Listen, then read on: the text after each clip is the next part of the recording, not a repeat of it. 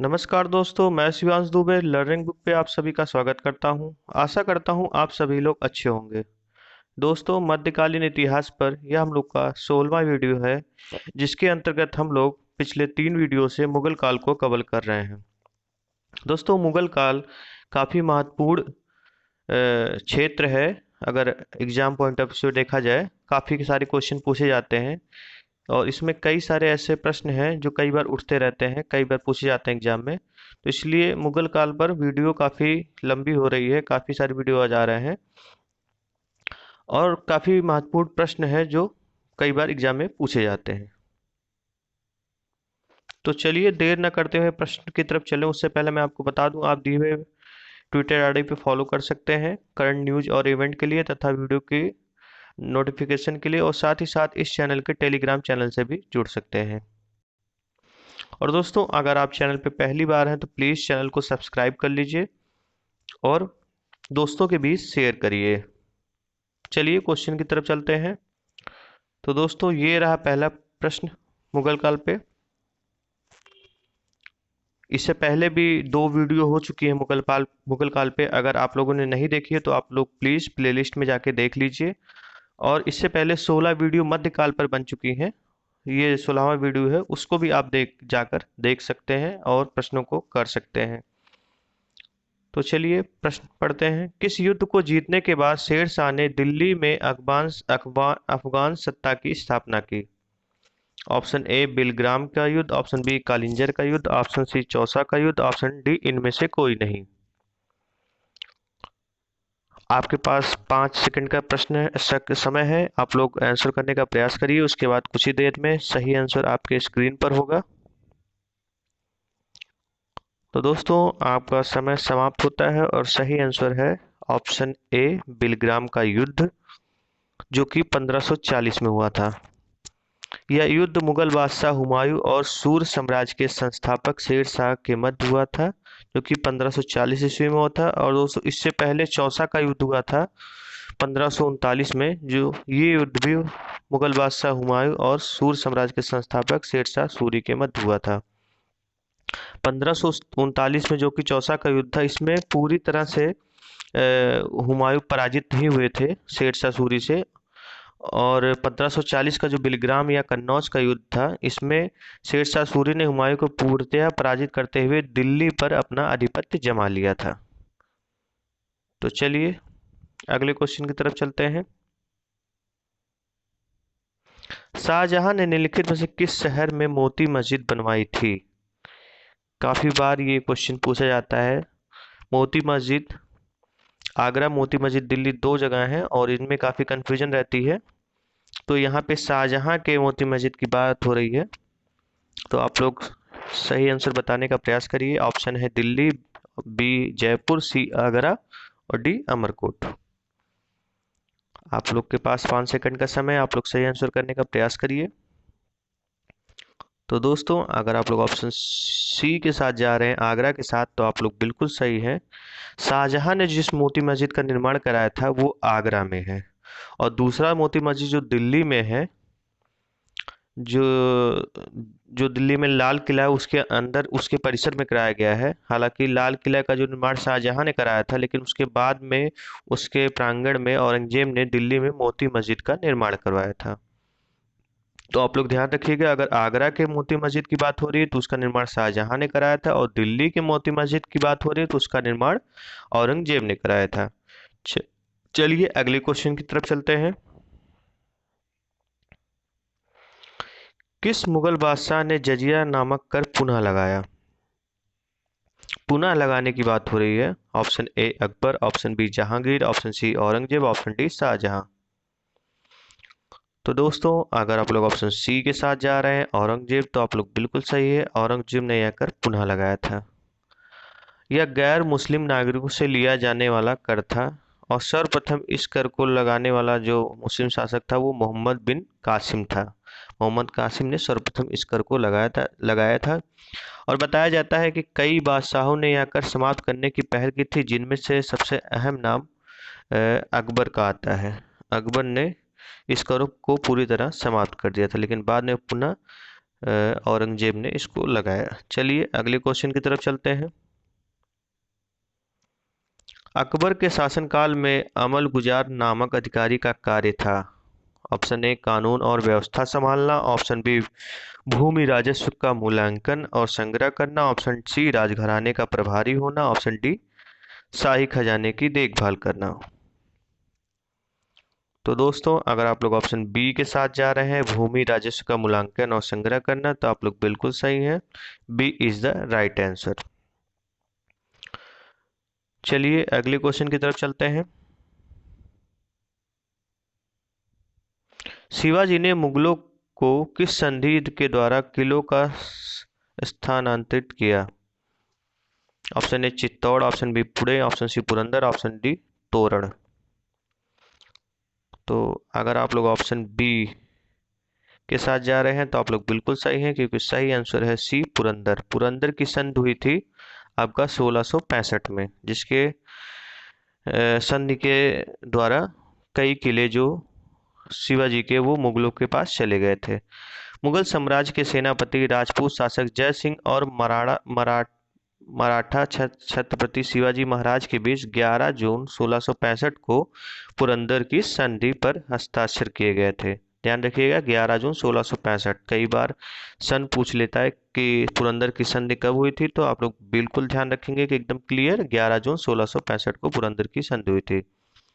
और जय सिंह द्वारा पुरंदर किले की घेराबंदी करने के बाद शिवाजी को समझौते पर हस्ताक्षर करने के लिए मजबूर होना पड़ा था, क्योंकि जय सिंह जो है वो पुरंदर के किलों को चारों तरफ से घेर लिया था और राशन पानी एकदम समाप्त होने पे था। इसीलिए मजबूर होकर शिवाजी ने संधि करनी पड़ी, क्योंकि आगे युद्ध करना शिवाजी के राज्य के लिए हितकर नहीं था। चलिए अगले क्वेश्चन की तरफ चलते हैं। मुगल सत्ता की पुनर्स्थापना हुमायूं ने कब की? Option A 1526, option B 1555-56, option C 1565, option D 1658। तो दोस्तों अगर आप लोग ऑप्शन बी के साथ जा रहे हैं 1555-56, तो आप लोग बिल्कुल सही है। मुगल सत्ता की पुनर्स्थापना हुमायूं ने 1555-56 में की थी, और इससे पहले 1540 बिलग्राम अर्थात कन्नौज के युद्ध में मुगल सत्ता हुमायूं ने गंवा दी थी। और उसके बाद शेर शाह सूरी ने सत्ता संभाली थी 15 वर्षों के लिए, और फिर 1555-56 में हुमायूं ने ये सत्ता फिर से वापस हासिल कर ली थी। 1555 को मुगलों एवं अफगानों के बीच सरहिंद में युद्ध हुआ, जिसमें अफगान बुरी तरह पराजित हुए। इस युद्ध के बाद एक बार फिर भारत का राज सिंहासन मुगलों के हाथों में चला गया। चलिए अगले क्वेश्चन की तरफ चलते हैं।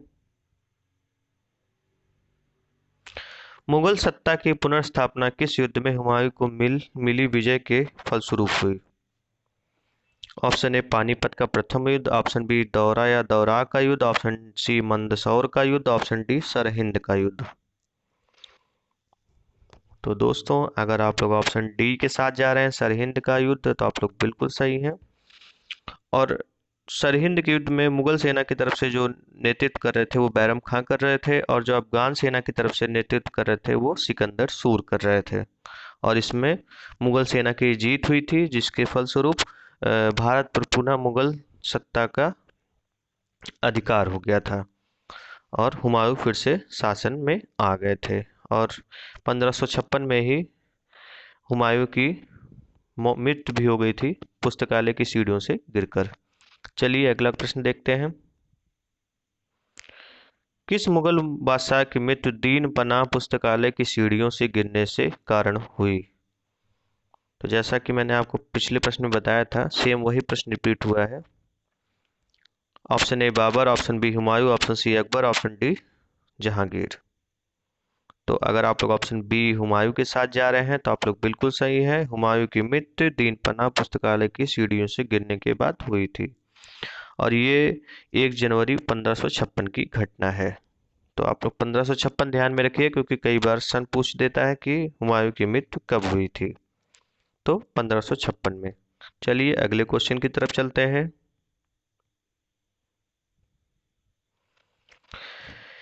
किस मुगल बादशाह के दुर्भाग्य पर व्यंग करते हुए लेनपुल ने लिखा है कि वह जीवन भर ठोकरें खाता रहा और ठोकरें खाकर ही उसके जीवन का अंत हुआ।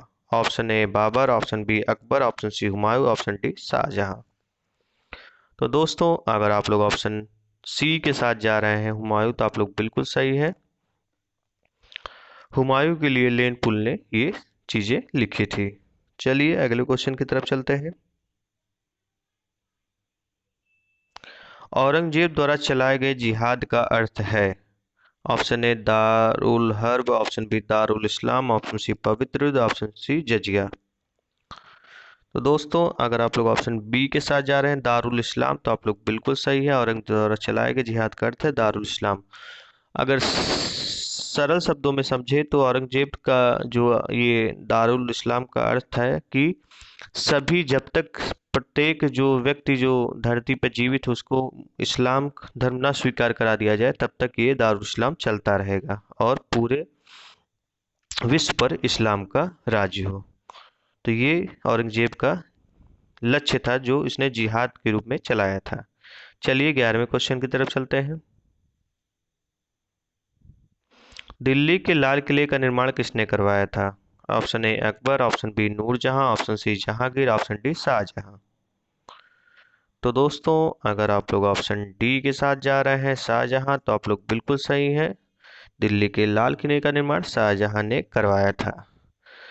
दोस्तों शाहजहां का काल सफेद संगमरमर के प्रयोग का चरमोत्कर्ष काल माना जाता है और इस लाल किले का निर्माण जो है 1648 में हुआ था।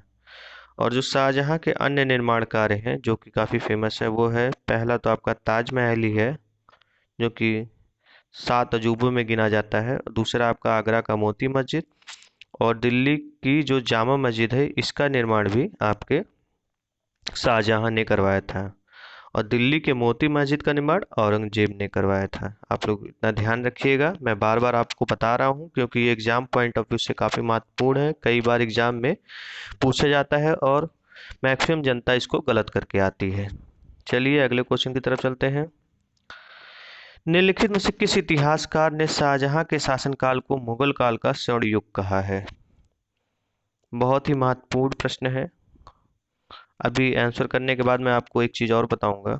चलिए पहले इस प्रश्न को कर लेते हैं। Option A V A Smith, option B J N Sarkar, option C L Srivastava, option D इनमें से कोई नहीं। तो दोस्तों अगर आप लोग option C A L Srivastava के साथ जा रहे हैं तो आप लोग बिल्कुल सही है। ए एल श्रीवास्तव ने शाहजहां के काल को मुगल शासन का स्वर्ण युग कहा था। और एक प्रश्न इस पे ये पूछा जाता है कि मुगल काल का स्वर्ण काल किसके शासनकाल को कहा जाता है। उसमें 4 ऑप्शन आपको दिए जाएंगे। ऑप्शन ए जहांगीर, हुमायूं, जहांगीर, अकबर और शाहजहां और औरंगजेब। तो इसमें जो मैक्सिमम जनता जो मार के आती है सही आंसर, वो अकबर मार के आती है, जबकि ये गलत है। अकबर के शासन को स्वर्णकाल नहीं कहा जाता है और ये जो इसका सही आंसर है वो शाहजहां के शासनकाल को मुगल काल का स्वर्ण युग कहा जाता है। तो ये चीज़ आप लोग अपने दिमाग में ध्यान रखिएगा, बैठा लीजिए कि अगर ये प्रश्न आपके सामने आए तो आप इसको गलत ना करके आइए। अकबर के शासन को स्वर्णकाल नहीं कहा जाता है, स्वर्णकाल जो है वो शाहजहां के शासनकाल को कहा जाता है। और ये चीज़ें मैं आपको इसलिए कंफर्म करा रहा हूँ क्योंकि मैं खुद ये प्रश्न गलत करके आया हूँ एग्जाम में, क्योंकि बाद में जब मुझे पता चला तो काफ़ी दुख हुआ कि इतना आसान सा प्रश्न गलत हो गया। तो मैं चाहता हूँ ये आप ये छोटी छोटी गलतियाँ आप ना करें एग्जाम में और इसको सही करके आए आप लोग, क्योंकि आदमी अनुभव से ही सीखता है। तो जरूरी नहीं है कि वो गलती आप खुद के अनुभव से सीखें, दूसरों के गलतियों से भी कुछ अनुभव लेना चाहिए। चलिए अगले क्वेश्चन की तरफ चलते हैं। पटना को प्रांतीय राजधानी बनाया था। ऑप्शन ए शेर शाह ने, ऑप्शन बी अलाउद्दीन हुसैन शाह ने, ऑप्शन सी इब्राहिम लोदी ने, ऑप्शन डी शाहजहां अजीम ने। तो दोस्तों इसका सही आंसर है शेर शाह ने। पटना को प्रांतीय राजधानी शेर शाह ने बनाया था।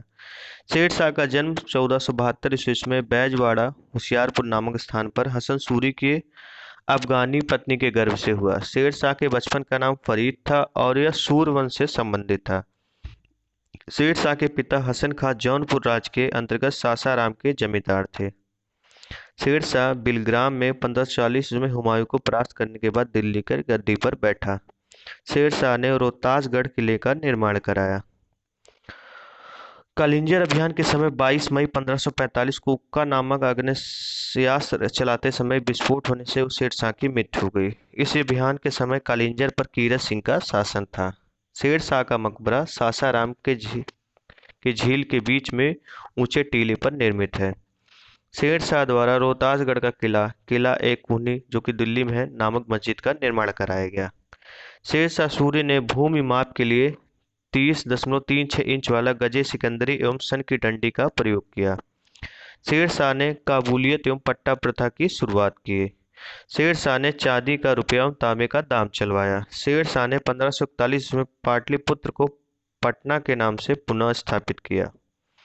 तो ये जो महत्वपूर्ण चीज़ें थी शेरशाह के बारे में मैंने आपको बताया, और 2-3 पॉइंट है और आप देख लीजिए। शेरशाह ने मारवाड़ के युद्ध में राजपूतों के शौर्य पराक्रम से प्रभावित होकर कहा कि मैंने एक मुट्ठी भर बाजरे के लिए अपना साम्राज्य खो दिया होता। उस समय वहां का शासक मालदेव था। शेरशाह का उत्तराधिकारी उसका पुत्र इस्लाम शाह हुआ। और जो एक और इम्पोर्टेंट क्वेश्चन पूछा जाता है एग्जाम में बार बार, मलिक मोहम्मद जैसी किसके समकालीन थे? तो ध्यान रखिएगा, मलिक मोहम्मद जैसी शेरशाह सूरी के समकालीन थे, और मलिक मोहम्मद जैसी ने पद्मावत की रचना की थी जो कि जिसकी जो भाषा है वो अवधी है। चलिए अगले क्वेश्चन की तरफ चलते हैं। मयूर सिंहासन तख्ते ताउस पर बैठने वाला अंतिम मुगल सम्राट कौन था? तो दोस्तों अगर आप लोग ऑप्शन बी मोहम्मद शाह रंगीला के साथ जा रहे हैं तो आप लोग बिल्कुल सही हैं।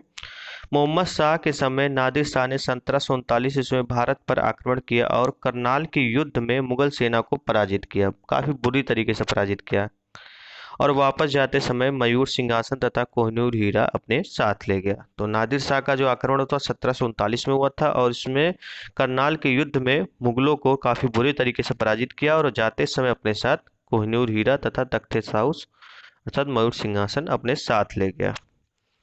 तो चलिए अगले क्वेश्चन की तरफ चलते हैं। पानीपत के युद्ध में बाबर की जीत का मुख्य कारण क्या था? ऑप्शन ए उसकी घड़सवार सेना, ऑप्शन बी उसकी सैन्य कुशलता, ऑप्शन सी तुलगुमा प्रथा, ऑप्शन डी अफगानों की आपसी फूट। तो दोस्तों अगर आप लोग ऑप्शन बी उसकी सैन्य कुशलता के साथ जा रहे हैं तो आप लोग बिल्कुल सही हैं। पानीपत का जो प्रथम युद्ध वो हुआ था बाबर और इब्राहिम लोदी के बीच 1526 में। और दोस्तों ये युद्ध सुबह शुरू हुआ 1526 में और दोपहर तक ही जाते जाते युद्ध समाप्त हो गया। बाबर ने अपने आत्मकथा बाबर नामा में बताया है कि मात्र 12,000 सैनिकों के साथ ये युद्ध बाबर ने लड़ा था, और पहली बार तुलगमा युद्ध नीति एवं तोपखाने का प्रयोग किया था। तो इस वजह से ये युद्ध काफ़ी आसानी से बाबर ने जीत लिया था, और इब्राहिम लोदी की जो है युद्ध भूमि में ही मृत्यु हो गई थी। चलिए अगले क्वेश्चन की तरफ चलते हैं। ईरान के शाह और मुगल शासकों के बीच झगड़े की जड़ क्या थी? Option A Kabul, option B Kandahar, option C Kunduz, option D Ghazni. तो दोस्तों अगर आप लोग ऑप्शन बी कांधार के साथ जा रहे हैं तो आप लोग बिल्कुल सही है, B is the right answer. चलिए अगले क्वेश्चन की तरफ चलते हैं। किस मुगल बादशाह को जिंदा पीर कहा जाता था? काफी महत्वपूर्ण प्रश्न है, कई बार एग्जाम में पूछा जाता है। Option A Akbar, option B Aurangzeb, option C Shahjahan, option D Jahangir. तो दोस्तों अगर आप लोग ऑप्शन बी औरंगजेब के साथ जा रहे हैं तो आप लोग बिल्कुल सही हैं। दोस्तों औरंगजेब अपने खर्चे के लिए कुरान की आयतें लिखता था और टोपी सिलता था जिसके उसका जीवन निर्वाह हो सके। दोस्तों वैसे देखा जाए तो औरंगजेब अपने पर्सनल लाइफ में काफ़ी डिसिप्लिन था, वो मांस मदिरा से दूर रहता था, काफ़ी डिसिप्लिन था, और अपने जीवन यापन के लिए कुरान की आयतें तथा टोपी सिलकर अपना जीवन निर्वाह करता था। मांस मदिरा इन सब चीज़ों से काफ़ी दूर रहता था। चलिए अगले क्वेश्चन की तरफ चलते हैं। अकबर द्वारा बनाई गई कौन सी इमारत का नक्शा बौद्ध विहार की तरह है? Option A Panchmahal, option B Diwane Khas, option C Jodha Bai का महल, ऑप्शन डी बुलंद दरवाजा। तो दोस्तों अगर आप लोग ऑप्शन ए के साथ जा रहे हैं पंचमहल तो आप लोग बिल्कुल सही हैं। दोस्तों पंचमहल का निर्माण मुगल बादशाह अकबर द्वारा कराया गया था। यह इमारत फतेहपुर सीकरी की सबसे ऊंची इमारत है। तो जैसा कि आपको पता चल गया, ये पंचमहल फतेहपुर सीकरी में स्थित है। चलिए अगले क्वेश्चन की तरफ चलते हैं। मुगल बादशाह बहादुर शाह जफर, अंतिम मुगल बादशाह बहादुर शाह जफर था, उनके पिता का नाम था। ऑप्शन में Akbar Shah first, option B Akbar Shah second, option C Aurangzeb, option D Shahjahan. तो दोस्तों अगर आप लोग option B Akbar Shah second के साथ जा रहे हैं तो आप लोग बिल्कुल सही है।